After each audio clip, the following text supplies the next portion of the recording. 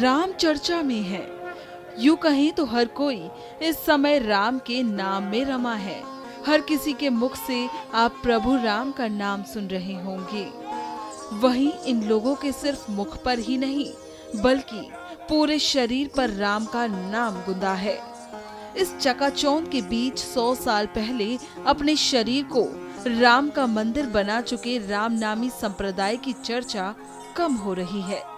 छत्तीसगढ़ के रामनामी संप्रदाय के लोगों की आस्था राम की मूर्ति या मंदिर में नहीं है। वो राम भक्ति के लिए अपने शरीर के प्रत्येक अंग पर ही राम का नाम गुंदवा लेते हैं। वो अपने दिन की शुरुआत भगवान राम के भजन गाते हुए करते हैं।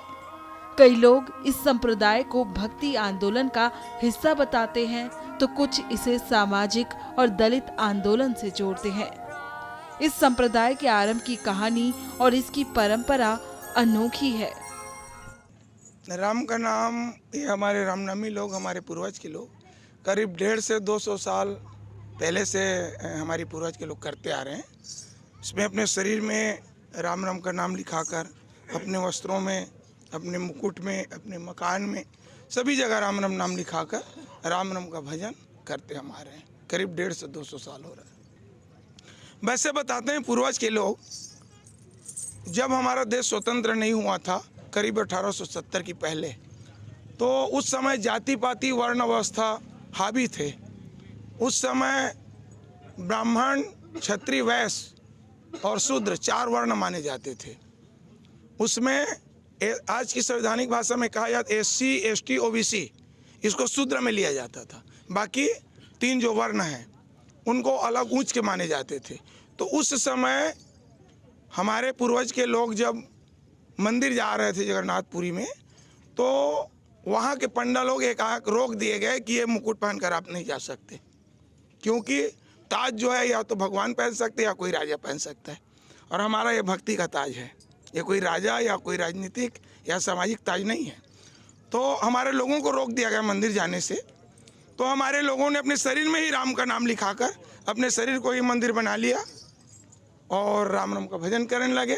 हमारे पूर्वजों का कहना था कि भाई आप मूर्ति को तो रोक सकते हो, तो भगवान मूर्ति में ही नहीं बसा है, राम राम कड़कड़ में बसा है। चर अचर सचराचर, वृक्ष में, पहाड़ में, पर्वत में, चींटी से लेकर हाथी तक सब जगह राम राम बसा है। हम उस राम राम, उस ब्रह्म राम राम का जाप करते हैं और हमें करके वहाँ से वापस आ गए और अपने शरीर पे वस्त्रों में राम राम लिखाकर राम राम का भजन करते हैं। पिछले 100 सालों से भी अधिक समय से महानदी के किनारे हर साल 3 दिनों का अपनी तरह का ये अनूठा भजन मेला लगता है।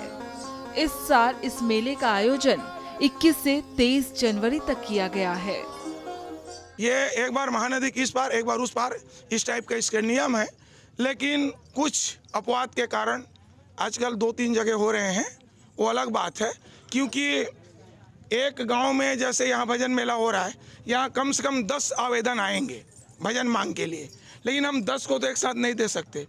अब उस पर क्या होता है, कुछ लोग अब 1 जने पाएंगे, अब 9 जने निराश चले जाते हैं। जो एकत्रित पैसे कौड़ी रखते हैं वो अपना वितरण कर लेते हैं, कि निराशा आ जाता है कि कब मिलेगा। कभी कभी तो बुजुर्ग लोग अपना दे भी त्याग देते हैं, मिलता नहीं है। इसलिए 2-3 जगह हो रहा है कि 3 जगह से थोड़ा सा सब लोगों को थोड़ा सा समावेश हो जाए, सबका दिल तसल्ली हो जाए, और नियमानुसार एक बार उस जिले में तो एक बार इस जिले में, ऐसी नियम है। इन लोगों के शरीर पर राम नाम गुंदा है। ऐसे में राम का नाम न जले, इसलिए निधन के बाद रामनामी संप्रदाय के लोगों का शरीर जलाया नहीं जाता, उनके शव को दफनाया जाता है। नहीं कि हम हिंदू हैं, कि मुस्लिम हैं, कि सिख हैं, कि ईसाई हैं, कि बौद्ध हैं, फारसी हैं, कि जैन हैं। वो इसलिए नहीं, वो इसलिए कि राम के नाम को हम सामने में जलाना नहीं चाहते। हमें जाति धर्म से कोई मतलब नहीं है। जब हम जन्म नहीं लिए थे इस दुनिया में, तब हम कौन सी जाति के थे? क्या हम ब्राह्मण थे, क्षत्रिय थे, वैश्य थे, शूद्र थे? ये हमें सोचना पड़ेगा।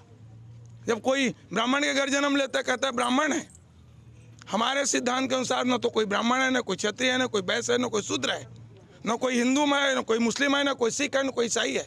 सबका ईश्वर एक है, पिता। चाहे आप किसी नाम से उसको पुकारो, रवि के कमल अनेक हैं, कमलन के रवि एक।